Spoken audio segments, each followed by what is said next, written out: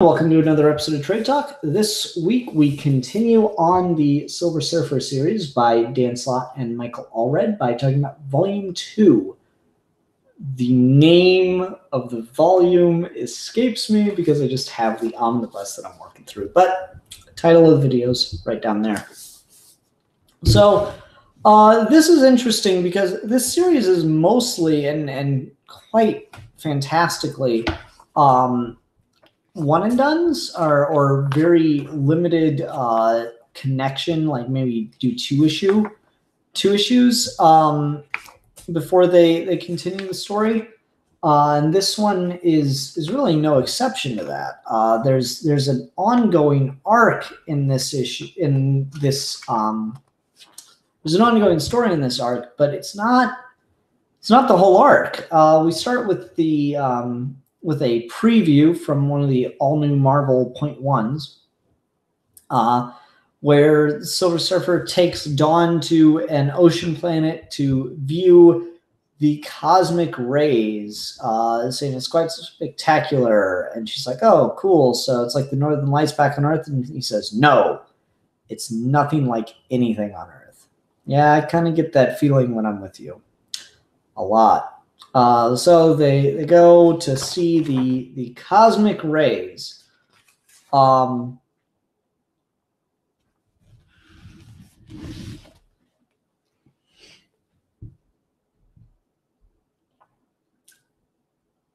That's gorgeous, and I love it. I absolutely adore that kind of thing. That is so fucking funny. It really shouldn't work on any level, but that is so cool. With Mike Allred's art, oh, that is just gorgeous. So anyway, while they are viewing the show, some pirates come to try to rob the crowd, and Silver Surfer has to fight them off. But one of the Rays is injured in the fighting, and Silver Surfer uses the power cosmic to save it. And Dawn and he are off on more adventures. And we get issue number 6, Imperfections, where they have to keep making stops because Dawn is hungry and has human needs like the bathroom. Silver Surfer gets kind of annoyed by this at one point where she asks to go back to Earth because suddenly her tonsils hurt. And he's like, all right, no, listen, here. He just uses the power cosmic to remove her tonsils. And this very much upsets her. And she demands ice cream because when you get your tonsils taken out, you get ice cream. It's a thing. He's like, but you don't need it. There was no pain. She's like, ice cream. And so he promises to make it up to her to get her the best ice cream in the galaxies. They go to a place he's never been to get ice cream. I love the imagery there. That is absolutely fantastic. Good on you, Mike Allred. There's no better way to capture that, really. Alien Diner. It's so classic. It's just the fucking surfboard up against the window. Oh, I love it. Anyway, and this is the planet of perfection, where the limited population is all devoted to being the absolute best they could possibly be at their given lot in life. So there's a ranking system about who's what. So there's tour guide 1, and then there's street dancer 1, then there's warrior 1, but there's also warrior 2, and yada yada yada yada.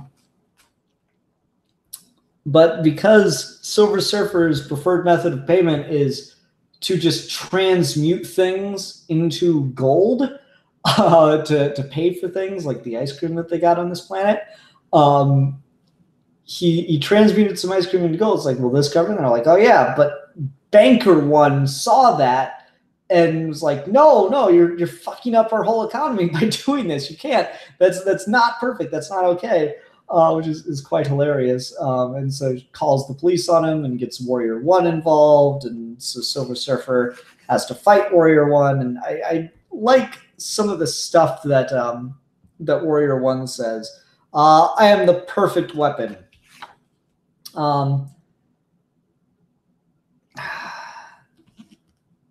Oh, what's the line? That you have, yet you face perfection. I too have met the soldiers of other systems, all of them dreaming to die in battle, and that makes me laugh, for it's the fate of all Warrior Ones to die in their beds, because a Warrior One wins every battle he's in. I really like that. That's really well thought out. I like the thought put into that. That's really cool. Ultimately, Dawn realizes, as Silver Surfer's battling Warrior One, Dawn realizes that the whole system is based on rank and file and what is it? Formulations, bureaucracy. So she figures out the way to defeat Warrior One is to remove his badge, so he's no longer Warrior One and is not allowed to fight anymore. And that actually works, which is kind of hilarious. So Dawn saves the day, and they jet off into space together yet again. And because Dawn is more the stop and see, let's take a minute type, as they're leaving the system, they see a beautiful sight of some stars, a five-star system performing some kind of alignment. And if had not been for her and her desire to stop, and every so often, the Silver Surfer would have flown right by it, which is something he's never actually seen before, which is cool. Then we have We Are Sailors on the Endless Sea of Night. I love that title. That's so fucking like Ernest Hemingway. This is a very Star Trek kind of episode, or issue rather, where they're flying and then they find blank space. No stars, no nothing as far as the eye can see. It's just black space. And Surfer's never found anything like this. And of course, Dawn hasn't. So she's like, do you really want to go in there? And he's like, yes. She's like, then let's do it. I'm in. And they just start flying through the void, speculating about what it is, what it can mean.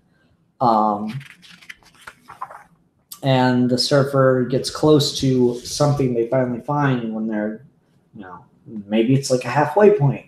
But as he gets close to it, suddenly the darkness comes and swallows up Dawn, and Silver Surfer can't find her. So he and the board have to separate and go looking for her. And this is kind of a neat little way to give us just a flashback or a synopsis of what their adventures have been like since they've been hanging together. And so we just get a bunch of like, oh, why does Dawn wear a ladybug dress? It's because when she and her twin sister were born, her dad was afraid he wouldn't be able to tell them apart, so he immediately bought Dawn a ladybug onesie and her sister a bee onesie, dots and stripes. And even though the dad was obviously able to tell them apart because he's a father, they both siblings have kept that going. So anytime the Surfer has needed to adjust or change Dawn's clothing for her, make clothing for her, he's always made sure to keep her dots. It's really sweet, cool character stuff. We get a story about how I don't remember. Oh, how the Surfer atomized the surfboard, and how the surfboard doesn't actually really like doing that. And so Dawn talked to the surfboard and made sure to let Norrin know not to do that anymore. Then we get a story about Dawn almost being shotgun wedding to some space hillbillies, but Norrin had to save her. And then we get a story about Dawn being about them finding some family where the kid got lost in a maze, and they had to send the surfboard in to save the kid. And then we get a story about how Norrin lost an arm because Dawn convinced him to silver down and enjoy some food on a picnic. And Norrin was very, very traumatized by that because he was luckily able to reconnect the arm and silver back up, but he says he'll never, ever silver down again. And that's when he realizes the darkness took Dawn, but not him, because he's got his shielding up with the power cosmic. So he decides to drop the shielding, and then he's able to find Dawn and save her. And they're able to destroy the... They find that this is some kind of trap that's lured several people to their deaths, and so they decide to destroy the trap, thus making sure no one will ever succumb to that fate again. And suddenly space is restored. Norrin realizes that he almost lost Dawn there, though, so to make sure that she's never under threat again, he takes a piece of himself and wraps it around her finger as a ring, so he'll always be able to find her. And she says, so Norrin? He says, yes. Does this mean we're going out? That's the end of the issue. It's really sweet. It's really cute. I love the look on the faces there. It kind of tells you everything you need to know. I really, really enjoy that. So yeah, we just get a lot of these are all really great one and done stories, and then we get issue 8, and we begin the arc of this volume, which is Worlds Apart. There's a planet of survivors of Galactus. Most of them the last of their race. When one of them dies, they all try to remember their story as that person's culture because no one else will ever be able to pass it down. Meanwhile, Dawn and Norrin are in space together. She's sleeping under the stars, and Norrin's thinking like always, and decides to have a conversation with the surfboard, and comes up with a cool idea for Dawn to let her fly the surfboard. And they're having a wonderful time with it. I love this moment. We're upside down in space. Space has no upside down. How are you doing this? I know. I have no idea. And then they just look at each other and laugh and just have a great time. I absolutely adore the relationship that's built between these two. Inadvertently, though, they end up crashing on this planet of Galactus survivors. Norrin silvers down for the time, but eventually the board comes, everyone freaks out, and Norrin decides to silver up at that point, and everyone realizes who he is. It's the Herald of Galactus, the Herald. They're all terribly angry with him, and Dawn says, I don't understand. Why are they so afraid of you? And then the truth comes out. Norrin, of course, hadn't told her for all this time, and so he goes off into space since she demands to be left alone, since she can't know since she clearly doesn't know anything about him.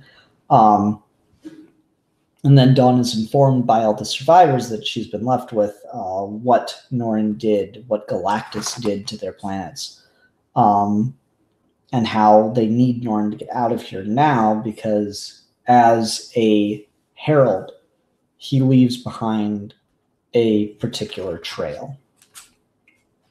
Dawn finally agrees to see Norrin again. He comes back, but as he explains his side of the story, she's like, it's not good enough for her. And suddenly Galactus has arrived since he's been following Norrin's trail all this time. God, just the way Michael Allred draws Galactus. It's so quintessentially perfect. It's exactly how Galactus should look, always. Anyway. So, Galactus is here, and Norrin vows to save the planet as a way to make it up to Dawn. But he says, you need to get out of here first, though. And she's like, no, if you're going to save them, you're going to save me too. And that's how you're going to show me that you actually give a damn. So Norrin kind of goes balls to the wall and uses the Borden himself to really, and I quote, push ourselves harder than ever before. Today we shall test the very limits of the power cosmic and shatter them. As he plants his feet on one side of the moon and sticks the board on the other side and moves an entire moon across the sky to use as a weapon against Galactus. A weapon that ultimately looks really, really impressive and really, really cool and has no effect. Galactus realizes the Surfer attacked him and attempts to reclaim the power cosmic he had granted Norrin Rad. And Galactus sets down and ready to start eating the planet alive. Norrin was actually bluffing and wanted to try to get a surprise attack in on Galactus, and still that doesn't really work out. And during their battle, Norrin goes over his origin story that his planet was under threat, but he volunteered to be Galactus's herald to spare it. And so one of the survivors realizes, of course, mighty Galactus, hear me, spare my world, and I'll be your herald. And then we get kind of like an I am Spartacus moment as all the survivors of all these different planets volunteer the same thing to save their new home. But Galactus refuses them because he knows everything of their planets. He's been there, done that. They're useless to him. But there's one Earthling in the crowd, Dawn Greenwood, and she says, Galactus, spare this world, and I will be your herald. And Galactus agrees. So he begins to convert Dawn, much to Norrin's displeasure. You can't have her, I won't let you. He begins to convert Dawn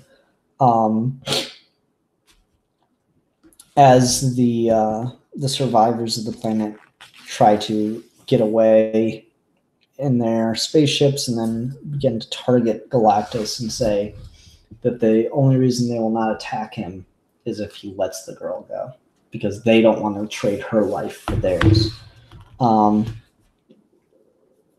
And they decide the bargain isn't good enough. Go ahead, take their world, feast on it, but just let the girl go. So they've all got escape pods and they're leaving the planet yet again. It's very tragic for all of them. So ultimately, Galactus agrees, lets Dawn go, and consumes the planet.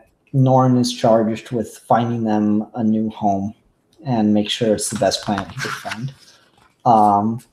And that ends the chapter with no real resolution between Dawn and Norrin, which is, really tragic and sad for them, because the beginning of the book shows how much their relationship has grown kind of off panel. But he, if not lied, clearly,